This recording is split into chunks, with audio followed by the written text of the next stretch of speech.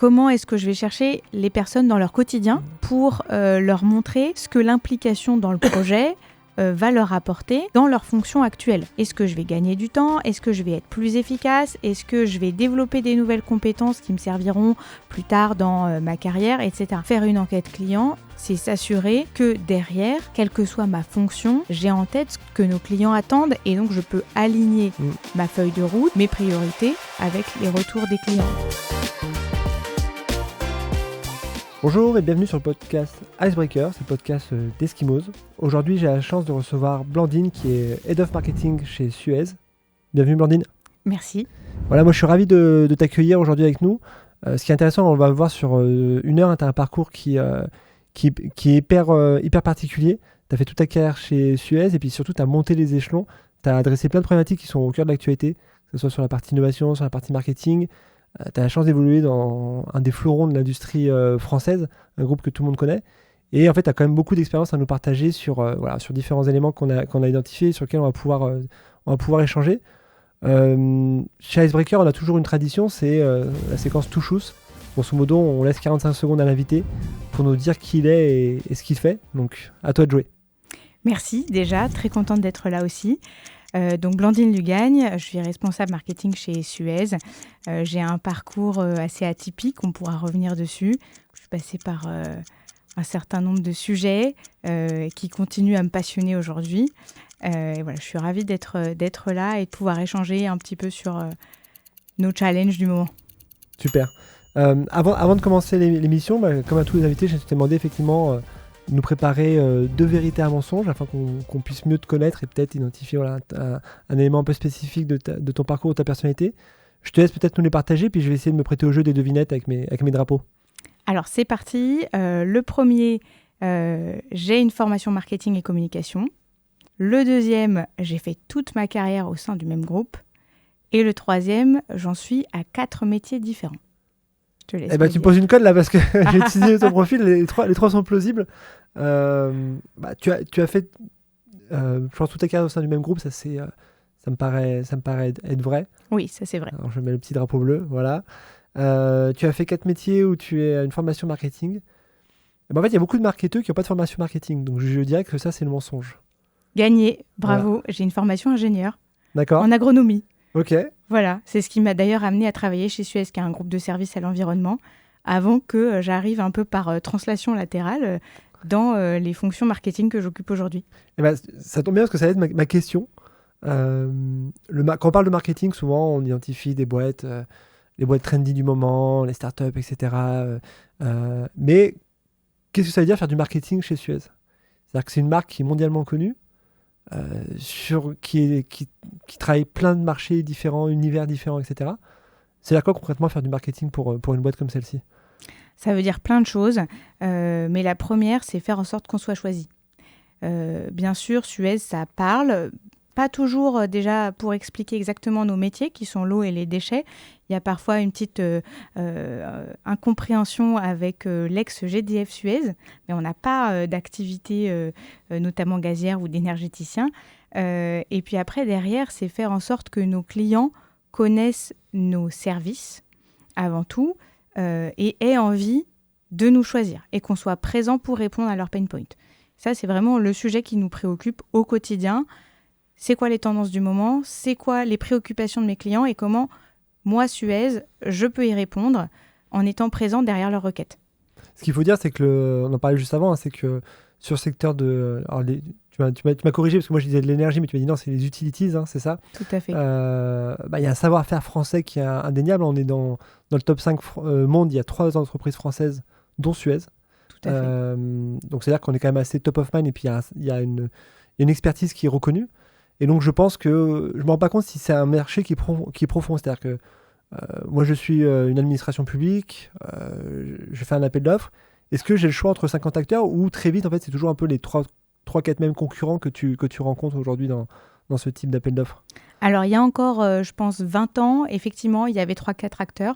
Aujourd'hui, d'abord, l'offre s'est beaucoup mondialisée, diversifiée, mais la manière de contractualiser a également changé. Donc là, on pouvait être sur des concessions, par exemple en France, sur des contrats qui pourraient durer parfois même jusqu'à 50 ans, où on gérait toute la partie, par exemple, eau, y compris eau potable, assainissement. Aujourd'hui, on est sur un découpage beaucoup plus fin, où, si je prends l'exemple des déchets, cette fois, on peut avoir une entreprise qui va opérer la collecte et une autre entreprise qui va opérer le tri, par exemple. Donc, ça démultiplie quelque part la concurrence, mais aussi les opportunités. Et puis derrière, nos métiers se sont aussi complexifiés, densifiés, et donc derrière, la palette de possibilités est beaucoup plus importante. Et enfin, le dernier point, c'est peut-être de dire que nos clients se partagent entre des clients effectivement services publics, mais également des clients entreprises qui ont des besoins de plus en plus importants d'ailleurs, de gérer leurs flux, leurs déchets, leurs matières premières secondaires, mais aussi de sécuriser leur accès à l'eau. On le voit par exemple dans la croissance exponentielle des data centers. Un data center doit pouvoir avoir un accès en continu à de l'eau de refroidissement.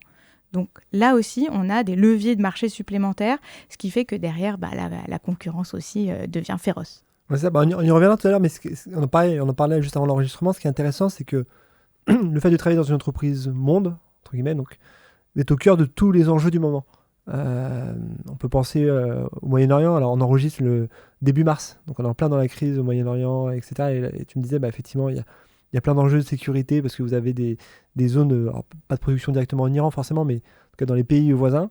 Tu parlais des data centers qui est quand même le cœur du sujet en ce moment avec l'IA. Est-ce que ça touche aussi ton quotidien? C'est-à-dire que quand tu travailles dans la direction marketing, est-ce que ces enjeux-là impactent les projets sur lesquels tu vas travailler, ta manière de travailler? Est-ce que c'est des choses que tu dois prendre en compte? Bien sûr. Alors, si je prends un exemple peut-être moins tendu géopolitiquement, la sécheresse.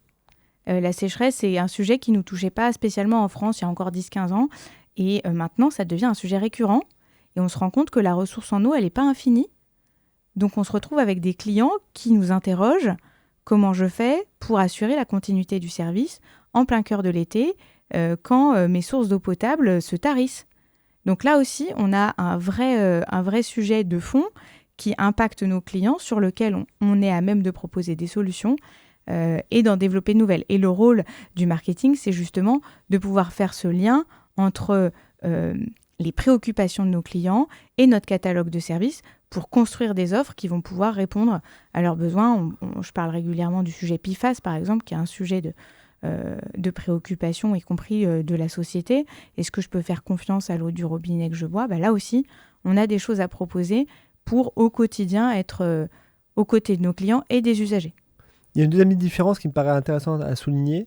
J'ai reçu pas mal d'invités ici, plutôt sur des problématiques e-commerce ou des problématiques quotidiennes. Et donc, on est sur des roadmaps à 3 mois, 6 mois, maximum 1 an. Mais la vérité, c'est que c'est du day-to-day. Est-ce que quand on est chez Suez, c'est des roadmaps à plusieurs années? Comment on adresse aussi l'inconnu lié à l'actualité? Parce que j'imagine qu'il y a une part variable qui fait que, par exemple, la crise iranienne, c'est quelque chose peut-être plus anticipé, je sais pas, mais en tout cas, le fait qu'elle arrive comme ça, qu'elle chamboule quand même pas mal de choses, c'est des figures imposées auxquelles il faut composer. Donc, toi, dans ta projection, est-ce que c'est des plans quinquennaux sur lesquels vous travaillez? Comment ça se dispatche? J'ai envie de dire les deux.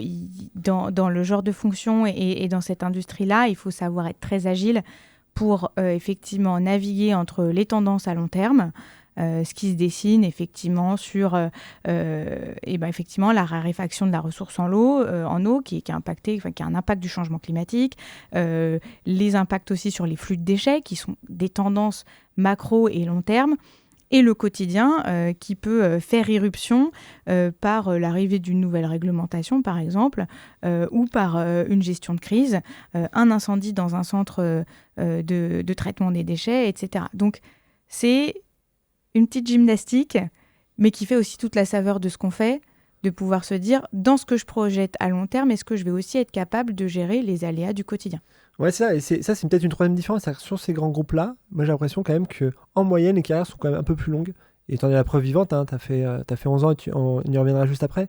Mais étant donné que tu es sur des projets effectivement où tu dois te projeter tout en gérant le quotidien, c'est quand même assez compatible avec des carrières longues si tant est qu'on peut progresser, ce qui a été ton cas.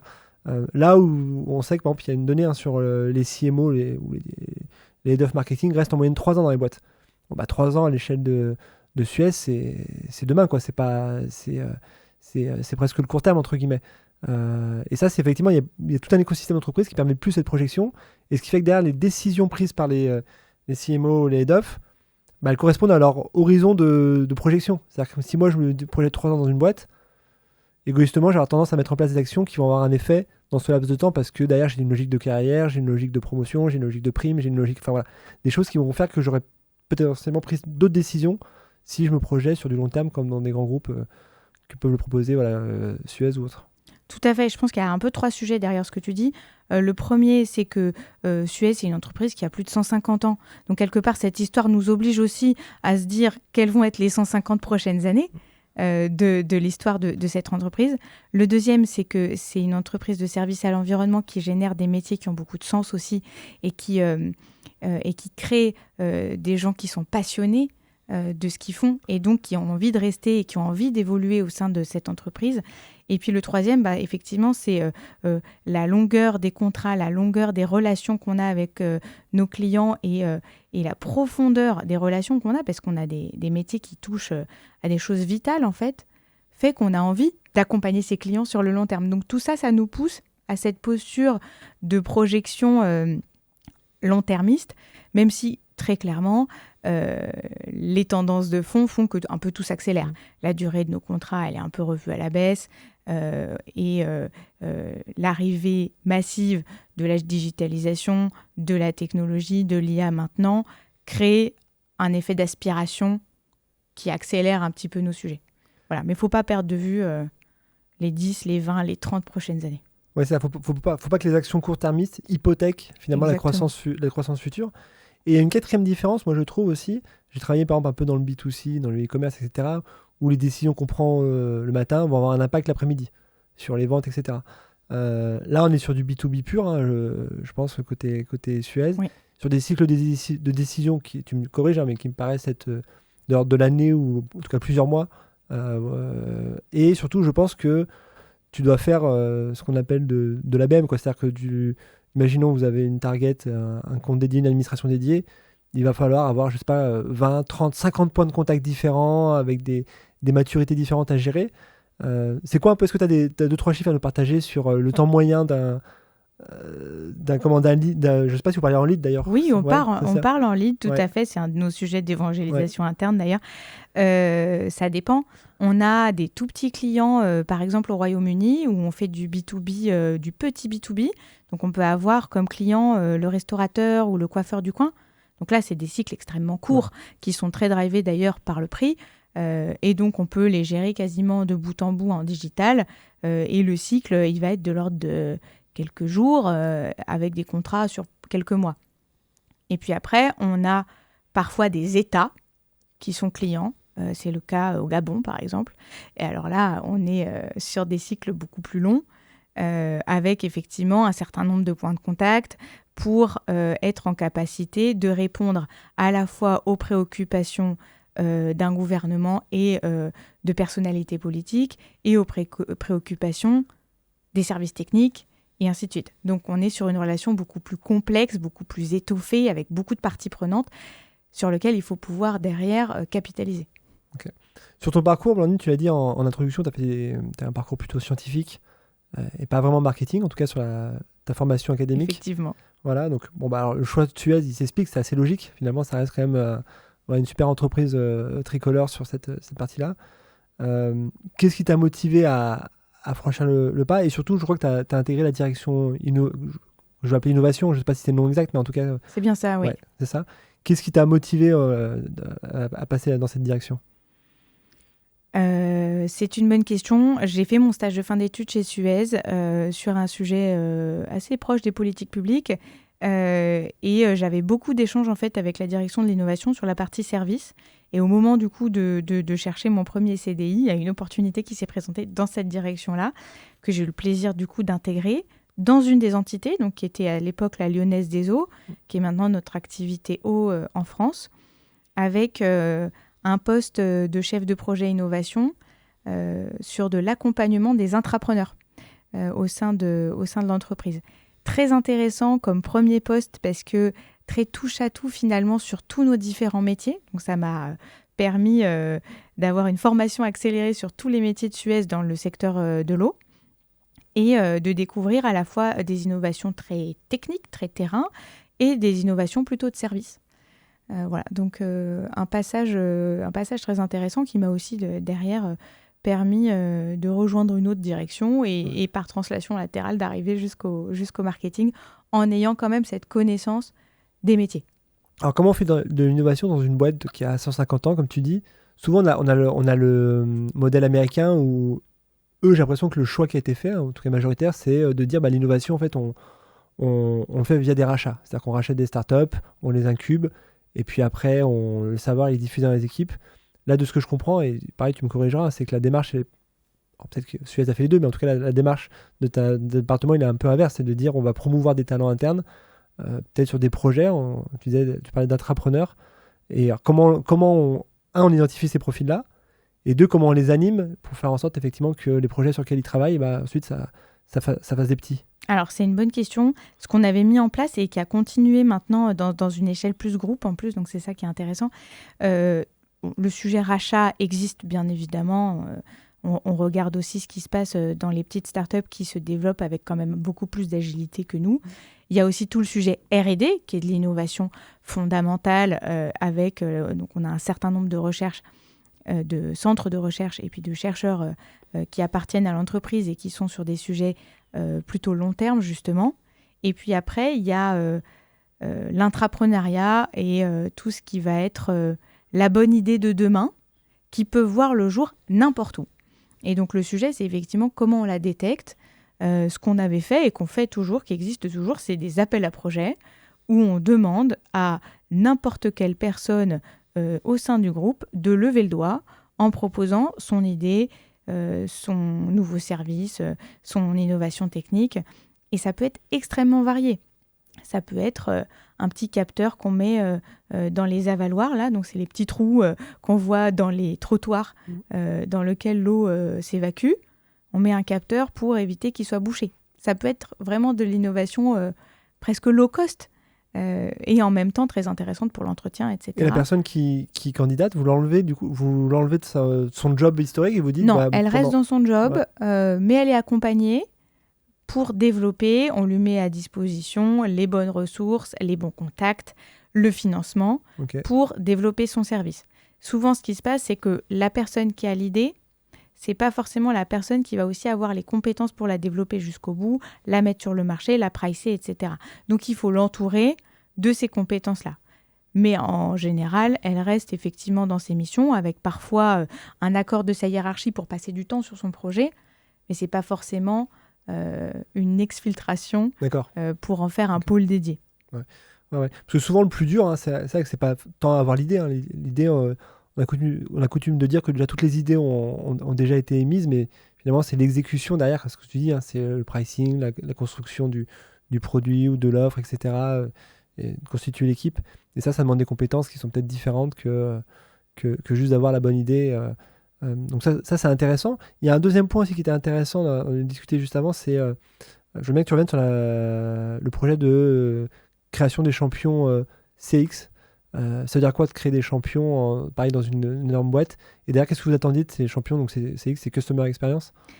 Donc effectivement, ça c'est un deuxième pan de ma carrière. J'ai pris des fonctions liées à l'expérience client il y a 3 ans maintenant et qui maintenant ont été transférées à une autre personne au sein de ma direction pour construire la roadmap et l'enquête de satisfaction client du groupe sans avoir forcément d'équipe dédiée. Donc le premier sujet, ça a été de se dire qu'est-ce qui existe en fait déjà en interne au sein des différentes entités? Est-ce qu'il y en a qui ont déjà des équipes qui font de l'expérience client à temps plein? Est-ce qu'il y en a qui ont déjà des appétences spécifiques? Et se faire un petit peu cette communauté de personnes qui sont finalement un ensemble de bonne volonté, mais aussi de compétences, pour leur dire réunissons-nous et travaillons ensemble parce qu'il faut qu'on construise cette enquête de satisfaction client de l'ensemble du groupe. Donc, est-ce qu'on peut faire un pot commun des bonnes idées et des initiatives existantes pour ne pas faire table rase du passé et que finalement, on travaille ensemble à l'avènement de cette enquête? Et après, derrière, ça passe par une animation de communauté avec des points trimestriels, des invités externes pour aussi se donner un peu d'oxygène par rapport à ce qui peut être fait au sein d'autres sociétés. Et surtout, un travail très collaboratif, très participatif, de dire ce qu'on va faire, on va le construire ensemble. On ne va pas vous imposer cette enquête. Bien sûr, des fois, il faut prendre des décisions, mais réfléchissons ensemble pour que ça s'intègre dans les processus de vos entités déjà existants. Comment tu arrives à mobiliser des personnes? C'est-à-dire que, est-ce que ça, c'est fait en best effort? C'est-à-dire, c'est fait sur leur temps de travail et c'est quelque chose qui se rajoute? Est-ce qu'il y a une incentive derrière? Comment tu arrives à avoir 15 mains levées en disant « moi, je veux faire partie » ? Ça dépend. Ça dépend des entités, ça dépend du niveau de maturité. Il y a du volontariat, très clairement. Il y a aussi des entités qui acceptent de se remettre en question dans leur organisation et qui, par la force des choses, la dynamique qu'on impulse, décident de consacrer une ressource de leurs équipes à ce sujet-là. Voilà, donc c'est très variable et c'est toute la souplesse qu'il faut qu'on ait dans des fonctions groupes, de s'adapter au niveau de maturité et la volonté d'engagement de chacune des entités qui composent le groupe, puisqu'effectivement, on l'a dit, on est un groupe international avec plein de métiers différents, etc. Donc, on a un sujet d'hétérogénéité quelque part, qui est très riche et enrichissant, mais qui crée aussi parfois un peu de la complexité pour impulser des nouvelles dynamiques. Moi, j'ai un peu ce sujet en interne. Alors, Eskimos, on n'est que 250, mais ouais, on n'a pas du tout les mêmes problèmes. On n'a pas les mêmes problématiques que Suez. Mais tu vois, par exemple, 2025, on a lancé plein de projets. On a créé une BU sur l'automatisation. On a créé également des champions sur la partie IA et puis une BU IA, etc. Et j'avais exactement ce sujet d'identifier des... Alors, moi, je ne vais pas appeler ça des champions, j'ai plutôt des référents ou des ownerships, mais peu importe, c'est le même nom que champion. Et comment incentiver ou inciter finalement des profils à s'emparer du sujet, sachant que chez nous, tout le monde est occupé à 110%, on va dire. Voilà. Et en fait, c'est compliqué, je trouve. Oui. Tout le monde a conscience que ce sujet, c'est un sujet hyper structurant, mais c'est difficile de dire, OK, je vais trouver de la place ou je vais réussir à sacraliser du temps. Et donc, on a dû trouver une approche. Moi, ça a été à la fois incentivé, ça a été aussi des parcours de carrière qu'on a créés, et pas de dire ton seul parcours de carrière, c'est passer de consultant, manager à directeur. C'est aussi, tu peux être référent transverse, tu peux être lead transverse sur telle et telle offre. Et le fait de mettre en place ces éléments-là, ça a créé par contre des candidatures spontanées. Et sans ça, je pense que j'aurais eu pas grand monde, sinon. Alors moi, je crois beaucoup au what's in it for me. Comment est-ce que je vais chercher les personnes dans leur quotidien pour leur montrer ce que l'implication dans le projet va leur apporter dans leur fonction actuelle. Est-ce que je vais gagner du temps? Est-ce que je vais être plus efficace? Est-ce que je vais développer des nouvelles compétences qui me serviront plus tard dans ma carrière, etc. Je crois beaucoup à ça et à la conviction de ce qu'on fait. Si je reprends le sujet de l'expérience client, faire une enquête client, c'est s'assurer que derrière, quelle que soit ma fonction, j'ai en tête ce que nos clients attendent et donc je peux aligner ma feuille de route, mes priorités avec les retours des clients. Donc c'est extrêmement valorisant et porteur de valeur pour des métiers qui peuvent être en front par exemple, ou même en back-office, de se dire finalement je vais être le honneur pour moi-même et pour ma direction de ce que les clients veulent et être le gardien de cette orientation. Donc j'y gagne quelque chose. Mais il y a un schéma, je ne sais pas si tu as déjà vu cette image, moi je l'utilise beaucoup, où c'est un petit dessin marrant où tu as 4 personnes qui poussent comme ça à force du dos et de leurs bras un poids. Puis tu as une sorte de Shadok à côté qui leur dit est-ce que vous voulez ma roue pour les aider que ce soit plus facile? Et eux ils disent non, on n'a pas le temps, on est occupé à tirer ça. Et j'ai l'impression que dans ces transformations de boîte, il y a un peu ça. C'est-à-dire qu'on est tous pris dans notre flux quotidien, on n'a jamais assez de temps pour tout gérer. Et il faut qu'on arrive à conscientiser qu'il faut réussir à libérer du temps, ce qui paraît déjà compliqué dans un quotidien chargé. Parce que derrière, ça va t'en faire gagner à horizon 3-6 mois où tu vas être meilleur sur telle et telle chose. Et je trouve il y a toujours cette schizophrénie. Moi, par expérience, encore une fois, c'est que mon expérience. Je trouve que le truc qui fonctionne bien, c'est jouer sur... on a tous des choses sur lesquelles on est sensible. Je trouve que l'ego, c'est quelque chose sur lequel globalement on est tous un peu sensibles. Et moi, par exemple, ce que j'ai fait, c'est que j'ai beaucoup valorisé ces nouvelles fonctions. J'ai beaucoup visibilisé l'organisation, ces fonctions. Donc, je ne sais pas si directement ou indirectement, en tout cas, il y a un effet de dire... voilà, voici les bons élèves, entre guillemets, ou en tout cas, voici voici la cible qu'on va atteindre plutôt. C'est plutôt ça la phrase. Voici la cible qu'on va atteindre. Et donc ça, je trouve, c'est un effet de valorisation qui fait que ça a sûrement créé de l'entraînement. Et après, je trouve qu'il y a un deuxième levier qui est intéressant, c'est le levier de la carrière individuelle. C'est-à-dire que tous, quand même, quand on fait des choses, et surtout à l'ère de l'IA, on se pose la question de dire est-ce que ça va être profitable dans mon employabilité Bien ou sûr. dans ma carrière, etc. Et donc ça, c'est un argument que j'ai beaucoup utilisé et je trouve qu'il est assez convaincu en disant moi, égoïstement, pour l'entreprise, ça m'intéresse évidemment que tu montes sur ces sujets, mais toi aussi, individuellement, ça a un énorme boost pour ta carrière. Et derrière, il y a une étude qui est apparue sur l'IA qui montrait que les profils qui avaient embrassé l'IA versus leurs homologues qui ne l'avaient pas fait avaient 43% d'augmentation en plus. Étude américaine. Bon, ça, c'est un bon argument, quoi. C'est un argument qui est assez imparable. Alors, la visibilité, je partage tout à fait. Et d'ailleurs, nous, on s'est attaché sur ce sujet d'enquête client à partager les résultats en codir de chacune des entités avec le champion qui avait travaillé sur le sujet. Donc ça, c'est vraiment très important. Et après, moi, il y a 2 choses auxquelles je crois beaucoup. C'est la stratégie des petits pas. Pour l'instant, on ne va pas aller sur la Lune, mais on commence par une action juste pour toi qui va te faire avancer d'un cran dans cette direction-là. Et la preuve par l'exemple.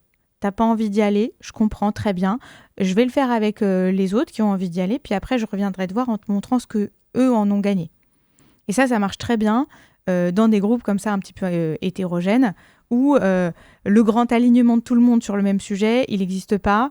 Donc on va commencer avec ceux qui sont d'accord, ceux qui ont compris tout de suite les bénéfices qu'ils pouvaient en tirer, puis après on embarquera les autres.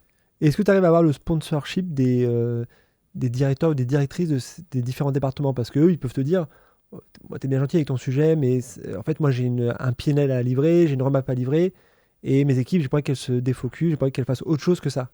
Ou est-ce que tu étais à la fois bien reçu? C'est une condition sine qua non. C'est ça, ok. On ne va pas sur un sujet si le patron n'y croit pas. Donc, à nous, derrière, de faire le travail d'argumentaire, d'explication, de pédagogie, même d'évangélisation parfois, des décideurs, pour qu'on puisse ensuite travailler au quotidien avec les équipes des entités. Très bien. Donc ça, c'était ta première partie de carrière. Innovation, grosso modo, on va le résumer comme ça. Expérience client, innovation. Et ensuite, tu as une deuxième partie qui est autour du marketing. Oui, tout à fait. Alors, pareil, qu'est-ce qui t'a fait switcher sur le marketing et concrètement, explique-nous un peu une semaine type du marketing chez Suez. Alors, le switch s'est fait très naturellement puisque l'expérience client, le marketing et le CRM font partie de la même direction. Donc, au bout d'un moment, ça devenait compliqué de gérer un petit peu de front les sujets de marketing et les sujets d'expérience client. Donc, on les a scindés.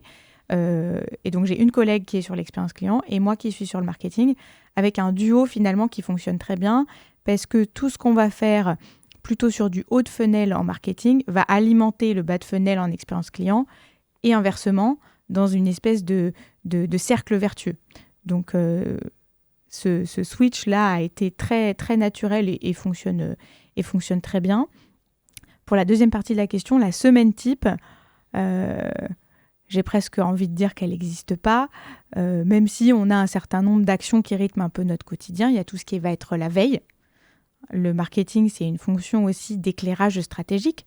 Donc, on est à l'écoute de ce qui se passe dans notre environnement, des tendances de fond, de ce que font nos concurrents, de la réglementation. Tu as des outils, par exemple, là-dessus pour faire ta veille de social listening, ce genre de choses qui permettent de capter des signaux faibles, etc. On a des outils dédiés qui vont être en capacité de collecter les informations de diverses sources, presse et autres. D'accord. Et qu'on va consolider, qu'on va analyser, etc. Et ça, c'est du quotidien.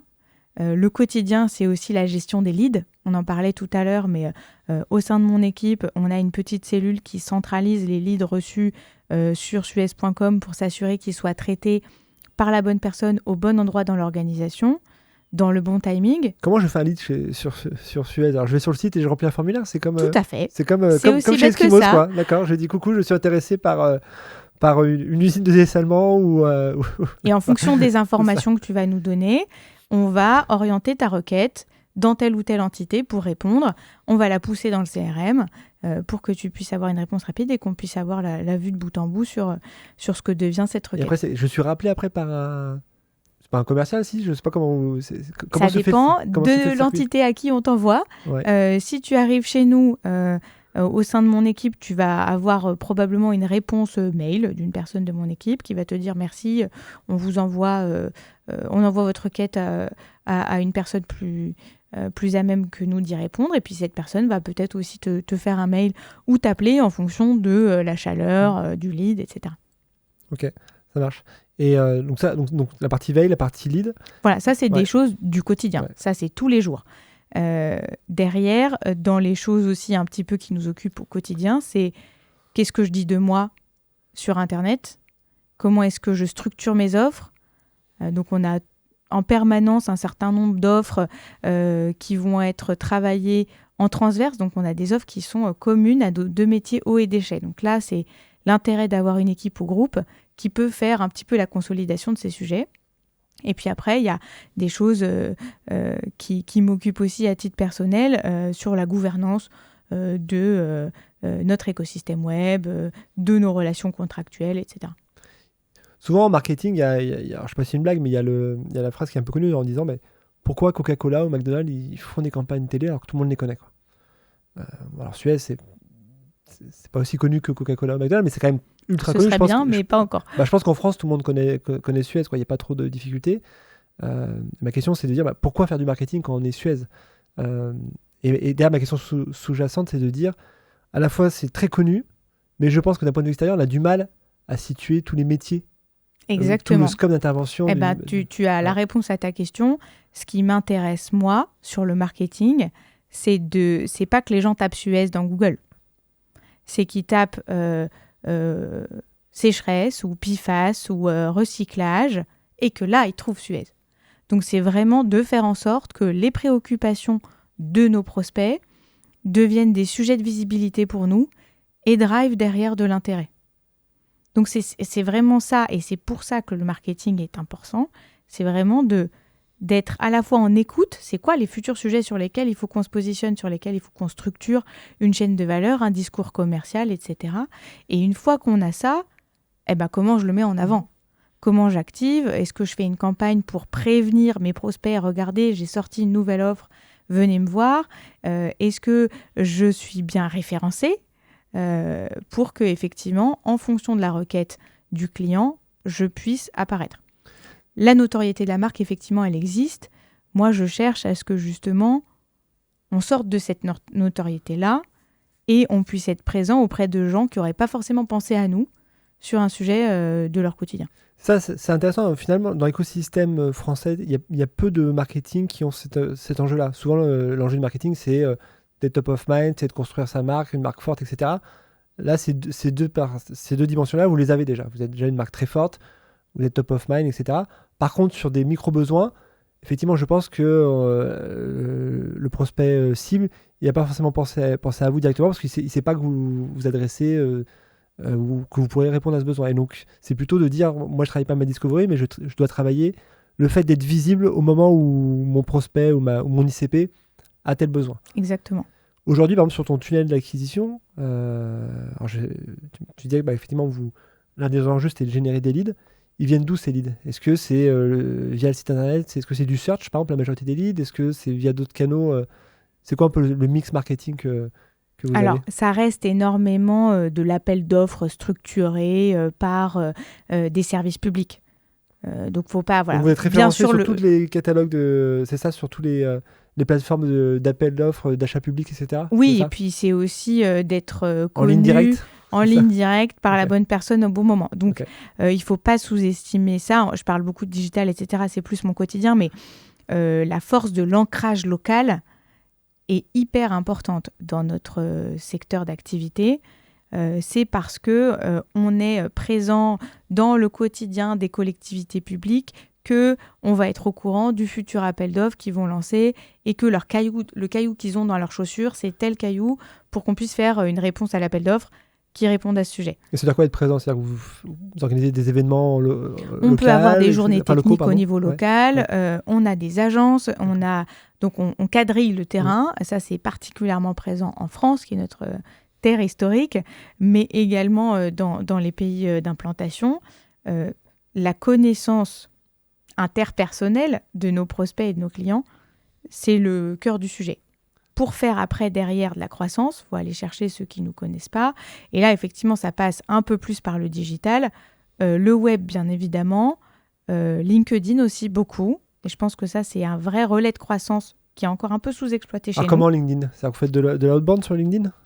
C'est ça ? C'est pas structuré. En fait, c'est pas structuré. On a des commerciaux très friands de l'utilisation. On commence à jouer un peu avec LinkedIn Sales Navigator, mais c'est encore le début. Mais il n'y a pas d'employé advocacy. Il y a pas il y a un programme d'employé advocacy, mais qui est encore à ses débuts, je pense. Ok, ça c'est un super driver. Nous, on est en train de lancer une offre chez Eskimos alors qu'on n'appelle pas employé advocacy. Moi, j'aime pas trop ce terme parce que je trouve ça invisibilise le côté performance. Donc, nous, on l'appelait employé lead growth, qui est le terme aujourd'hui aux États-Unis et que je trouve très bien. Nous, c'est ce qu'on fait, par exemple, pas pour nous. Eskimos, aujourd'hui, on est très présent sur LinkedIn. On a une trentaine de personnes dans le programme et on produit du contenu qu'on poste, etc. On a même créé un outil. Et en fait, on s'est dit, tiens, en fait, tout ce qu'on fait pour nous, aujourd'hui, c'est quand même 25% de nos leads qui viennent de ce canal-là. Et pourquoi pas le mettre à disposition du marché pour inciter, effectivement, au-delà de ce que tu as décrit, effectivement, les sales ils vont utiliser en message direct ou via Sales Navigator, de dire, en fait, aussi un bon levier, c'est aussi de produire du contenu, le partager. Et en fait, nous, ce qu'on voit, c'est qu'aujourd'hui, on a quasiment que du lead entrant grâce à ça. Alors, nous, pour l'instant, c'est vraiment un objectif de notoriété. Okay. Donc, effectivement, il y a un programme d'ambassadeur, il est appelé comme ça, avec des posts à republier ou des propositions de sujets à aborder avec chacun selon son envie sur son profil. Mais vraiment plus pour un objectif de visibilité et de notoriété qu'un objectif de conversion. Ok, très bien. C'est peut-être le coup d'après. Ouais, c'est ça. C'est souvent le coup d'après, parce qu'en fait, tu vas te rendre compte que mécaniquement, nativement, tu vas avoir des demandes entrantes en disant « Ah, j'ai lu le post ou le contenu de X et en fait, ça m'intéresse. » Et là, tout le sujet, ce sera de le convertir. Voilà, c'est ça, le convertir. Mais en fait, c'est quand même un flux.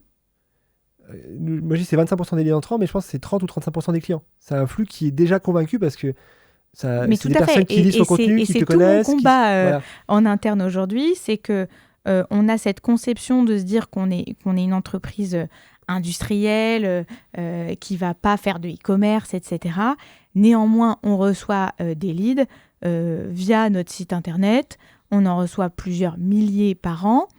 Ce sont des leads à valeur ajoutée, pas forcément en montant de chiffre d'affaires qui peut être un peu anecdotique vis-à-vis du chiffre d'affaires total de l'entreprise, mais en termes d'effort commercial. L'effort commercial à mettre en œuvre pour gérer un lead qui vient de lui-même, il est nul. Ouais, la personne a déjà fait son choix, elle a déjà préfiltré. Exactement. En fait. Donc on a tout intérêt à convertir au maximum ces prospects qui viennent d'eux-mêmes avec parfois des demandes très qualifiées, très pertinentes. Est-ce que dans le programme, ça va jusqu'à faire parler le patron de Suez ? Parce qu'il y a beaucoup ça. Par exemple, dans l'employé advocacy, il y a de dire il faut que ça remonte jusqu'au CEO. Alors c'est le thought leadership. Oui, tout à fait, qui commence à... Mais qu'il ait presque du contenu, pas clivant, mais qui soit engagé. C'est-à-dire que souvent, c'est un peu le reproche qu'on peut avoir, c'est que les patrons, quand ils prennent la parole, c'est des choses un peu molles qui sont partagées, mais qui ne correspondent pas au code des réseaux sociaux, ou en tout cas, c'est pas ce qu'on veut lire. On a vraiment une stratégie de communication engagée, avec des sujets qui sont fidèles à nos valeurs, mais qui néanmoins montrent un petit peu l'orientation qu'on a envie de prendre, mais qui à nouveau sont plutôt au service de la notoriété et de l'influence que directement du commerce. Ouais, c'est ça. Parce que je pense à l'exemple de la grande distrib où les 4-5 grandes enseignes, tous leurs patrons sont ultra visibles, médiatiques, ils prennent la parole. Alors, ils sont invités dans les matinales, mais ils prennent aussi la parole. Alors, je ne sais pas si c'est eux qui écrivent ou s'ils ont des ghostwriters, mais en tout cas, ils ont des postes un peu engagés. Je pense à Total, alors c'est pas un concurrent, mais c'est dans le secteur de l'énergie au sens large. Tout à fait. Où il y avait, comment il s'appelle Patrick Pouyanné. Ouais, mais je pensais même à Christophe de Margerie, c'est ça ? Oui. Qui, lui, il était assez vocal, entre guillemets, on l'entendait beaucoup, il a des prises de position un peu fortes. Et je trouve que ça, c'est des choses, effectivement, dans les secteurs de l'utilities, etc., où il y a aussi beaucoup d'enjeux politiques. Hein. Je pense qu'il y a beaucoup de contrats qui se gagnent parce qu'il faut être aussi embarqué et dans les bonnes grâces de l'État. Il y a peut-être une parole qui est moins libre, je ne sais pas, mais en tout cas, ou qui est moins visible Alors, on est dans un secteur effectivement éminemment public, donc on ne peut pas dire ce qu'on veut, mais effectivement, il y a quand même des prises de position qui sont importantes et qui peuvent faire bouger les lignes. Pas plus tard qu'il y a 2 semaines, il y a une tribune de notre directeur général Xavier Gir qui est sorti dans les Échos pour parler de notre positionnement vis-à-vis du protoxyde d'azote, qui est un vrai enjeu des territoires d'un point de vue sanitaire, mais aussi d'un point de vue tri et recyclage des déchets en fait. Et ça nous impacte directement chez Suez parce que les bonbonnes de protoxyde d'azote, quand elles ne sont pas correctement détectées et qu'elles arrivent dans nos unités de valorisation énergétique, donc des incinérateurs, ça fait exploser les incinérateurs et ça peut être extrêmement dangereux pour notre personnel et également très coûteux puisque derrière, il faut arrêter l'incinérateur, le réparer, le redémarrer, etc. Donc, on a une prise de position de la part de notre directeur général sur ce sujet-là pour proposer des actions qui nous engagent nous, mais qui engagent aussi les pouvoirs publics. Dommage. Avant de commencer l'enregistrement, je t'ai demandé de nous partager tes trois chantiers 2026 que je vais montrer ici à la caméra. Et je propose que tu les décrives un à un, que tu les détailles. Le premier, c'est alignement. Et ce qui est drôle, je t'ai fait la blague, mais c'est que l'invité qui était là avant toi a mis également cet objectif-là, en tout cas, ou cette priorité-là. C'est un heureux hasard. C'était pas forcément prévu, mais ça me conforte peut-être aussi dans cet objectif-là. L'alignement, c'est avant tout une volonté d'alignement interne. Le marketing, c'est une fonction éminemment transverse. Et on ne pourra réaliser nos objectifs que si on arrive à atteindre cet alignement de fonctions depuis l'éclairage stratégique, donc effectivement les équipes stratégie, mais aussi les équipes marketing par les travaux de veille, l'innovation, à qui on va donner à voir ces tendances, ces signaux faibles pour orienter derrière les choix qu'on va faire de solutions techniques à développer, le commerce, à nouveau le marketing pour mettre en avant les offres qui auront été développées, la communication et ainsi de suite. Et c'est à mon avis que si on atteint cet alignement et ces objectifs communs qu'on aura le plus d'impact. Et ça, c'est un peu un travail du quotidien et je vois vraiment la fonction marketing comme cet orchestrateur qui va pouvoir échanger avec toutes ces fonctions et toutes ces directions pour choisir ensemble la cible commune qu'on va essayer d'atteindre. Moi, j'ai partagé ma théorie que j'ai sur l'alignement. Enfin, en tout cas, je pense qu'il faut différencier alignement et consensus. Bien sûr. Le consensus, je pense, c'est quelque chose qui peut être pas mortifère, c'est un mot dur, mortifère, mais qui peut être contre-productif dans les organisations. Je prends l'exemple d'un codir, par exemple. Moi, j'ai un codir. Je veille à ce que mon codir soit hétérogène. Je veille à ce qu'il y ait des personnalités qui pensent différemment. Je ne veux surtout pas 10 mêmes personnes qui ont la même façon de penser, etc. Parce que je trouve que c'est souvent dans le chaos, ou en tout cas dans l'hétérogénéité, qu'on arrive à sortir la bonne idée ou le truc un peu différenciant. En revanche, ça ne veut pas dire qu'effectivement, on ne soit pas tous alignés, effectivement, comme tu dis, sur le même objectif commun à moyen et long terme. Par contre, je pense que sur les moyens, sur la méthode, etc., on peut s'accorder un peu de liberté qui fait que chacun est dans sa zone de génie, entre guillemets, et puisse avoir toute latitude ou toute autonomie pour mener à bien tel ou tel projet, si derrière, le but est d'atteindre l'objectif commun qu'on s'est fixé. Tout à fait. C'est pas forcément évident à trouver, mais c'est vraiment être dans l'échange. Si je prends un exemple sur le sujet des PFAS, par exemple, on voit qu'il y a des réglementations qui bougent, on voit qu'il y a des préoccupations clients, donc ça c'est plutôt la partie éclairage stratégique. On voit qu'on a des innovations qui existent, mais on voit aussi qu'il y a une willingness to pay qui n'est pas extraordinaire parce que nos clients potentiels n'ont pas forcément beaucoup de marge de manœuvre de ce point de vue-là. Donc, il faut reboucler un petit peu la boucle en disant « Attention, bien sûr, il y a des choses à faire, mais est-ce qu'on peut trouver quelque chose qui va aussi s'intégrer dans les contraintes de nos clients ?» et ainsi de suite. Et donc, on ne va pas atteindre le consensus dès le démarrage du sujet. On va échanger pour s'aligner sur la manière d'avancer et peut-être proposer plusieurs options en fonction du persona, etc. Un deuxième chantier que tu nous as partagé, c'est end-to-end. Alors, ça reste très mystérieux. Donc, j'attendais avec impatience ce deuxième point. Justement, je ne vous ai pas t'interroger. Donc, maintenant, c'est le moment. Alors, c'est un peu le pendant externe de l'alignement interne. Le end-to-end, c'est le bout en bout avec nos clients. Est-ce qu'on est en capacité de répondre et d'être présent dans la vie du client avec nous de bout en bout à tous ces touchpoints, même s'il va passer par différents services, différents stades de vie, différents moments de son parcours avec des pain points, des moments waouh, etc. Est-ce qu'on arrive à piloter et à accompagner ce client sur toute la durée de cette interaction avec nous, depuis le prospect ou même le visiteur au client peut-être qui va renouveler son contrat. Et bien ça, on y arrive si on est bien aligné en interne et si, et je spoil le dernier, on est capable de mesurer nos actions. Parce que ce qui est intéressant dans le modèle économique de Suez, tu me dis pareil si je l'ai bien compris, c'est que, imaginons il y a un appel d'offres sur je veux créer une usine de retraitement des déchets. Vous allez y répondre, vous allez faire la partie build, création, mais après vous allez aussi gérer la maintenance. Tout à fait. Et donc vous avez loqué le client sur, je ne sais pas si c'est des contrats j'imagine de plusieurs années ou plusieurs décennies, je ne sais pas trop comment ça fonctionne. Ça dépend, mais on peut avoir des contrats à très long terme, effectivement. Et donc ça, c'est un modèle hyper vertueux, quoi. C'est-à-dire que tu as à la fois de l'upfront et puis après, tu as à la fois du récurrent. Exactement, c'est très vertueux, mais effectivement, ça va mobiliser aussi énormément d'équipes diverses. Et donc, il faut que je m'assure que ma connaissance client, elle existe au sein de toutes ces équipes. Je ne peux pas dire, bon, tiens, je te passe le client X, débrouille-toi.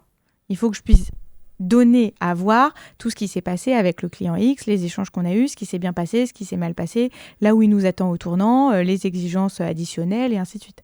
Il y a beaucoup de secteurs aujourd'hui qui se font ubérisés par des nouveaux entrants. Est-ce que vous êtes concernés ou est-ce que c'est quoi un peu la menace entre guillemets? Et quand je dis menace, c'est aussi une bonne excuse pour évoluer et finalement proposer d'autres services, etc. C'est quoi un peu qui fait bouger les lignes dans votre secteur d'activité aujourd'hui?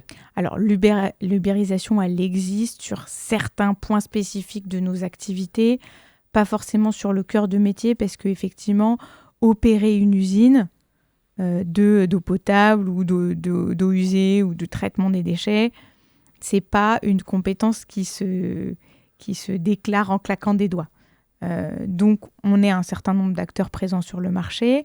Il y a une mondialisation quand même qui est en train de s'opérer. Donc là où autrefois on avait des acteurs assez locaux, en fait, chacun de ces acteurs locaux va aussi regarder ce qui se passe dans les autres régions du monde. Donc ça intensifie un petit peu cette concurrence, mais qui est saine aussi, ça force à l'innovation. Mais effectivement, l'ubérisation est encore peu présente. Ce qui nous challenge, c'est les évolutions réglementaires, qui sont parfois assez fortes, mais aussi l'évolution du cours des matières premières secondaires, par exemple. Si je prends un exemple très concret, le marché du plastique recyclé en Europe va très mal. C'est quelque chose que l'Europe essaye de pousser depuis plusieurs années, de dire il faut intégrer du plastique recyclé dans un certain nombre de sujets. Mais aujourd'hui, le plastique vierge coûte moins cher que du plastique recyclé. Donc ces centres-là ne sont pas économiquement rentables et donc ça challenge notre manière de voir cette activité, de faire du flux et ainsi de suite. Par exemple, il y a certains secteurs où on pensait que c'est des secteurs où la barrière à l'entrée était tellement importante que finalement le monopole ou l'oligopole qui était présent allait rester ad vitam aeternam. Je pense au secteur des fusées évidemment, le secteur du nucléaire aussi. On pensait que c'est toujours les mêmes acteurs, puis on voit qu'il y a des nouveaux entrants qui construisent des mini-centrales. Ce phénomène-là, vous êtes plutôt, ce que je comprends, vous êtes plutôt préservé encore par ces barrières-là, ou pareil, il y a encore cette possibilité que les barrières elles baissent un peu. Un peu préservé, ça ne durera pas toujours. Il y a une consolidation aussi du marché qui se fait, il y a des acquisitions, etc. Et après, ce qui nous challenge aussi en France, c'est qu'il y a un certain nombre de collectivités qui font le choix d'opérer elles-mêmes ces services-là. Donc, ce n'est pas une ubérisation, mais c'est finalement un transfert de la compétence. Il y a des grandes métropoles qui parfois étaient clientes depuis des dizaines d'années, qui font le choix de dire non, mais en fait, ces compétences-là, je souhaite les opérer moi-même, avec mes propres équipes, avec mes propres systèmes. Et donc là, ça bouleverse la relation qu'on avait avec ces clients-là, ça nous force à réfléchir peut-être à d'autres services qui pourraient leur bénéficier dans un challenge du modèle concessif qui était un peu majoritaire jusque-là. Oui, c'est ça, tu vis ce que nous on vit les agences quand les annonceurs décident d'internaliser Exactement. Ou passer par un freelance c'est ça. Et on doit se réinventer. Alors nous, par exemple, une façon de nous réinventer, c'est de dire depuis 4 ans, on crée une app avec une dizaine d'outils qu'on a développés nous-mêmes.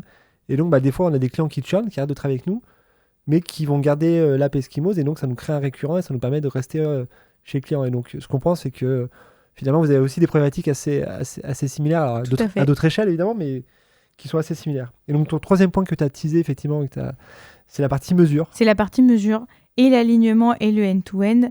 On est en capacité de retirer des résultats que si on sait les mesurer, donc si on sait capter la donnée, la collecter, la stocker au bon endroit, la garder qualitative et derrière l'analyser pour en sortir toutes les KPI, toute la performance et tout l'impact économique.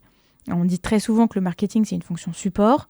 Je pense que le marketing, c'est une fonction créatrice de valeur et qu'elle est en capacité de traquer sa performance en chiffre d'affaires et même en marge au sein de l'entreprise.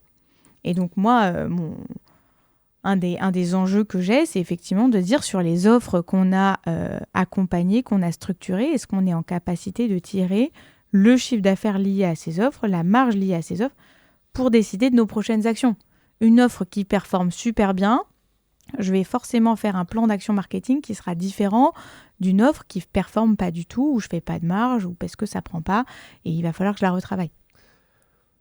On n'a pas encore trop parlé de l'IA, qui est quand même un élément structurant dans notre quotidien et qui bouleverse beaucoup de choses. C'est quoi un peu les projets IA dans la direction marketing de Suez en ce moment ? Alors l'IA, je pense que c'est un gros sujet marketing, effectivement. Enfin, en tout cas, le marketing est une des fonctions les plus transformées par l'arrivée de l'IA générative. On est tous assez enthousiastes, en fait, finalement, de cette arrivée-là, qui nous permet de faire plus ou plus vite des choses qui, parfois, nous prenaient plus de temps sur la partie contenu, sur la partie analyse. Ça transforme aussi notre relation avec les autres fonctions, parce qu'on a une porosité plus importante. Il y a des choses qu'on est en capacité de faire où auparavant, il fallait forcément solliciter la direction IT, par exemple. Ça t'autonomise, en tout cas, sur ça m'autonomise tout à fait. Et ça m'accélère énormément. Et dans le monde dont je parlais tout à l'heure qui s'accélère, finalement, c'est une aide pour garder la bonne dynamique, la bonne vitesse d'exécution. Donc, pour l'instant, c'est... bien sûr, c'est challengeant, mais c'est aussi une grosse opportunité. Est-ce que c'est... Moi, je trouve que c'est l'une des premières ruptures qui est poussée très fortement par le top management. Là où, par exemple, le web était complètement subi par le top management, les réseaux sociaux étaient subis, le mobile était subi, enfin bref, toutes ces révolutions étaient subies. Je trouve que l'IA, c'est plutôt l'inverse, c'est plutôt le top management qui pousse, et des fois un peu la base même qui freine. Est-ce que c'est le cas aussi chez Suez ? Vous avez une direction qui dit il faut vraiment y aller, on met en place les formations, on met en place les licences, on vous sanctuarise des budgets, etc. Est-ce que c'est Alors poussé oui, tout à fait, mais de manière réfléchie. Oui, il faut y aller. Par contre, on mesure, on regarde l'impact et on regarde aussi la sécurité, l'éthique, qui sont des sujets cœur et qui ont été pris tout de suite dès le boom de ChatGPT, de dire attention, on ne donne pas n'importe quelle donnée, on gère sur un LLM sécurisé nos échanges. Et, vous êtes sur Mistral ? Non. Pas forcément. Et voilà, on est vigilant par rapport à ce sujet. Et après, la bonne nouvelle, c'est qu'on avait déjà des compétences IA au sein du groupe. Oui. IA classique. Alors, je trouve ça rigolo de dire de l'IA classique parce que c'est déjà classique alors que ça n'a même pas 10 ans. Mais qui ont permis aussi très vite de monter en compétence sur ce sujet-là, de mettre les bons garde-fous, de choisir les bons use cases, ceux qui ont de la valeur, etc. Ok. On a une petite séquence qui s'appelle l'effet boule de neige. Je demande à l'invité, donc je te pose la question. Quelle est l'action un peu hack que tu as mis en place et qui génère beaucoup de valeur ? Alors, je pense que ça va te faire rire, mais l'action à laquelle j'ai pensé, c'est le SEO. C'est un sujet qui était... que être d'accord déjà. Je ne sais pas ce que tu vas dire, mais a priori, je souscris à ce que tu vas dire. C'est un sujet qui était peu pris parce qu'effectivement, tu l'as dit, on a une grosse notoriété de marque. Donc, on se reposait beaucoup dessus.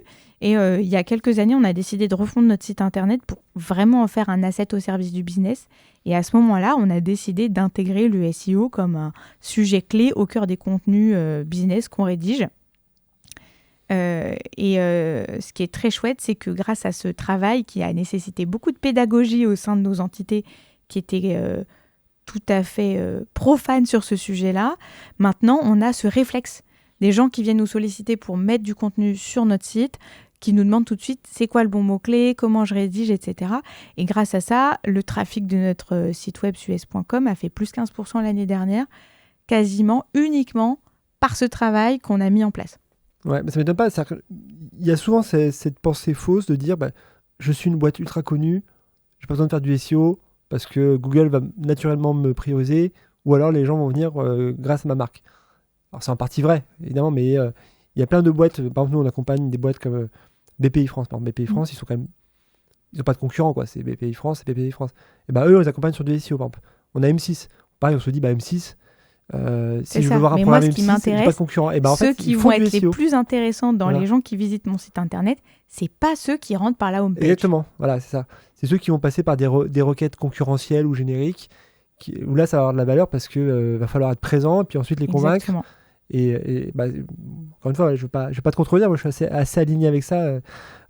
Et encore une fois, le SEO, c'est quand même le canal le plus démocratique. Moi, je dis beaucoup le search parce que je mets aussi le SEO dedans, mais en tout cas, c'est les canaux les plus démocratiques parce que ça donne sa chance à tout le monde.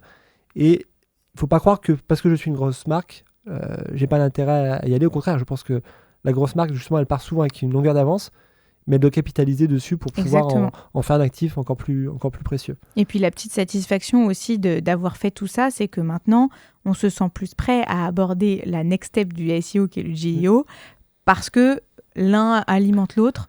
Voilà, et donc on se sent moins perdu par rapport à cette transformation de la recherche, parce qu'on a intégré ces bonnes pratiques, ces compétences aussi, et ce réflexe de se dire comment je veux me positionner, qu'est-ce que je veux raconter, et sur quoi j'ai envie de sortir. Pour finir, Blandine, une petite séquence où je pose des questions de mise en situation, puis je te laisserai me répondre. C'est la séquence « Et si ?» Peut-être première question, et si demain on coupait ton budget, on le divisait par 2, ton budget marketing, qu'est-ce que tu sanctuariserais ? Qu'est-ce que je sanctuariserais ? Les people, bien évidemment. Parce qu'on l'oublie à l'ère de l'IA, que c'est important quand même d'avoir des gens pour... C'est ça, et l'IA ne fait pas tout et ne fera jamais tout. Donc bien sûr, je garderai les compétences clés d'analyse, de synthèse, de prise de décision, d'esprit critique, parce que ça, l'IA le fera jamais. Je garderai aussi absolument les outils de collecte d'analyse de données, parce que c'est ça qui permet la mesure, c'est ça qui permet l'alignement. Et j'éliminerai par défaut tout ce qui est redondant. On est dans un très grand groupe, et donc, on est des spécialistes d'outils redondants. Donc, je mets la même donnée dans plein d'outils différents.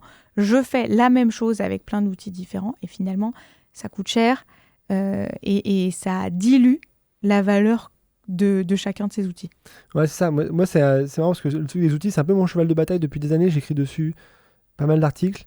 Tu as des chiffres qui sont ubuesques comme 50% de ton budget outil, il est gaspillé, soit parce que l'outil n'est pas utilisé, soit parce qu'il recouvre, comme tu dis, un autre outil qui existe dans l'organisation. Et surtout, ça a un coût de formation, ça a un coût de gestion. Le fait de maîtriser un outil versus 3, c'est pas du tout le même impact. Mais on a très peur de débrancher. Voilà, c'est ça, parce qu'on se dit, ça tient, si je débranche, Exactement. C'est un peu la pile de livres, si j'enlève un livre, est-ce que tout va tomber ? Et donc, si je fais rien, on me le reprochera pas. Et c'est là où l'IA générative va un peu tout chambouler, c'est que nos directions IT vont devoir repenser tout le stack en se disant, si je veux une IA générative qui performe et qui délivre de la valeur, il faut qu'elle ait accès aux bonnes données, au bon endroit, etc. Et donc, je ne peux pas le faire à la petite semaine. Donc, est-ce que toute mon architecture IT permet ça ? Ou est-ce que mes données, elles sont éparpillées dans 15 endroits différents sans savoir où est la source de vérité ? Là, c'est une bonne question. Tu vois, là, nous, en ce moment, par exemple, à l'échelle du groupe, on a à peu près 1 million de licences par an en outils marketing. Je te dirais pas combien. Nous. Non, j'imagine que c'est peut-être plutôt 1 milliard, mais voilà, en tout cas, c'est pas la même échelle. Mais en tout cas, tu vois, moi, 1 million, c'est déjà beaucoup, et donc on est plutôt sur une dynamique là d'optimisation du parc outil. Pas tant pour l'économie que ça va générer. Alors, ça va générer, on a à peu près 25% d'économie, donc évidemment, je prends.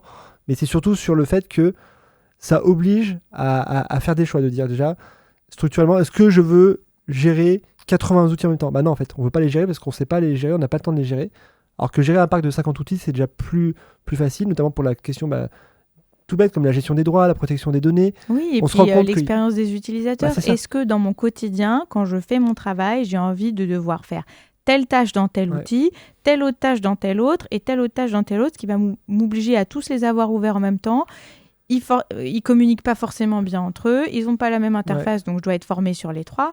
Voilà, et après on n'a pas d'adoption. Et souvent on les garde pour des mauvaises raisons. C'est souvent, moi j'étais chez annonceur avant, pareil je devais gérer de la complexité, mais pas à ton niveau, moindre, mais t'as toujours une filiale qui dit ah mais nous notre besoin il est un peu différent, Exactement. Il nous faut un outil spécifique. Et en fait quand tu creuses, c'est pas vrai. 10 fois sur 10 c'est faux en fait. C'est que c'est juste une habitude que on tu as. On imagine qu'on a des métiers spécifiques, mais le cycle de vie d'un client, il est très similaire d'une entreprise à l'autre, d'un secteur à l'autre. Je pense que sur la partie outils, moi j'ai géré ça dans une précédente vie, c'était un de mes périmètres. Je pense qu'il faut être un peu coercitif dans l'approche.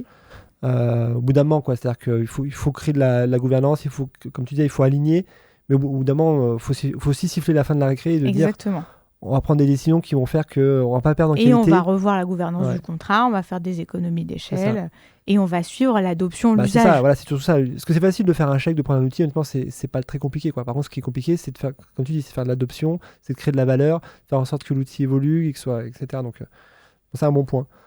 Autre question, c'est et si demain, tu avais 20% de ton temps libre sur la semaine, sur quelles compétences tu te formerais ? Alors déjà, ce serait très chouette. Ouais. Peut-être que tu ferais autre chose d'ailleurs. Tu veux te former. C'est une bonne question. Je pense que j'approfondirais mon usage de l'IA, qui est pour l'instant un peu la partie émergée de l'iceberg. Je l'utilise beaucoup, mais je pense qu'il y a tellement de valeurs encore cachées que j'aurais besoin de l'approfondir un peu. Et après, il y a toute la partie presque analytique. Le marketing devient une fonction très analytique. On est obligé de mesurer, de mettre en visibilité nos actions. Et donc, cette compétence-là de data vis, presque, c'est, je pense, une corde à l'arc qui est intéressante pour les marketeurs. Okay. Si demain, tu devais faire une conférence sur le marketing, tu serais sur quel sujet ? C'est pas très original, mais je pense que je parlerai de marketing et d'IA générative. Et puis un autre sujet que j'aime beaucoup, qui me porte un peu dans l'évangélisation qu'on fait en interne, c'est d'expliquer que le marketing B2B doit s'inspirer du marketing B2C. Le B2C d'aujourd'hui, c'est le B2B de demain, j'aime bien dire ça. Nos clients, ils sont derrière leur bureau dans la journée, certes, mais le soir sur leur canapé, ils sont sur leur téléphone, et ils commandent sur Uber ou ils commandent sur Amazon. Donc, leurs réflexes dans leur quotidien personnel vont déteindre dans leur quotidien professionnel. Et donc, il faut qu'on soit en capacité de prendre ce tournant, ce virage, et de commencer à regarder ce qui se fait un petit peu dans le B2C pour se dire peut-être que ça, c'est mon coup d'après.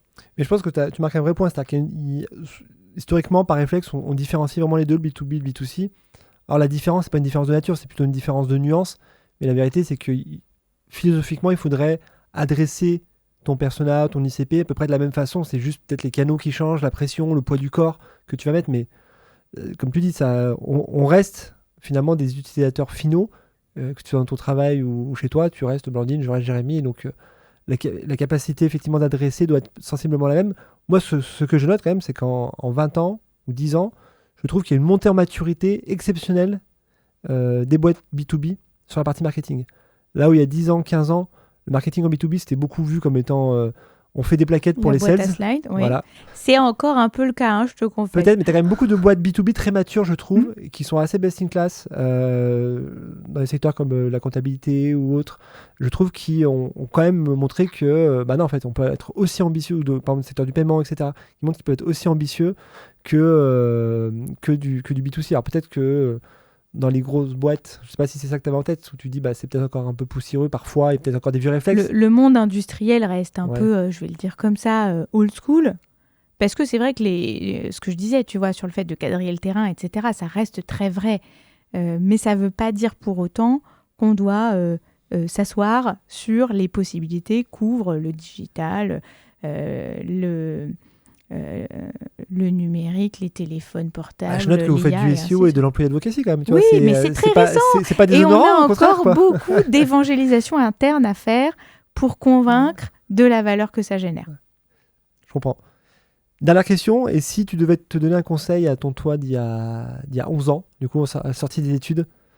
Le moi d'il y a 11 ans croyait fermement que le marketing, c'était faire des slides. Et tu es quand même allé. Et j'y suis quand même allée. Donc, le conseil que je me donnerais à moi-même, c'est sors des sentiers battus. Super. Bah ça, je pense, un conseil qu'on doit tous s'appliquer au quotidien. Effectivement, ça me paraît être un bon mot de la fin. Faut garder les yeux ouverts, être curieux. Parce que effectivement, le monde change vite et ça ouvre plein de possibilités qu'on n'avait pas forcément en tête il y a 10 ans. Super, bah merci Blandine pour cet échange. Avec plaisir. Voilà, moi j'ai adoré, effectivement, je trouve que tu as apporté ta touche dans ce podcast où on a des profils qui étaient très différents du tien. Et c'était l'enjeu de ce podcast. Souvent les podcasts ils sont très orientés start-up. On en a reçu et c'est super, mais je trouve ça bien aussi de faire de la place à des grands groupes institutionnels et puis à des figures qui les représentent comme toi, pour nous montrer que le marketing c'est ça aussi. Et que c'est aussi hyper intéressant de faire du marketing dans des boîtes B2B, sur des problématiques arides d'un premier abord, entre guillemets, et sur des problématiques mondiales, etc. Donc voilà, en tout cas, moi tu m'as assez convaincu sur à la fois l'ambition et à la fois l'intérêt de faire du marketing chez Suez. Donc je te remercie pour ça. Puis là, je vous remercie à tous d'être restés jusqu'au bout. J'espère que ça vous a plu. Puis je vous dis rendez-vous dans 2 semaines. À bientôt.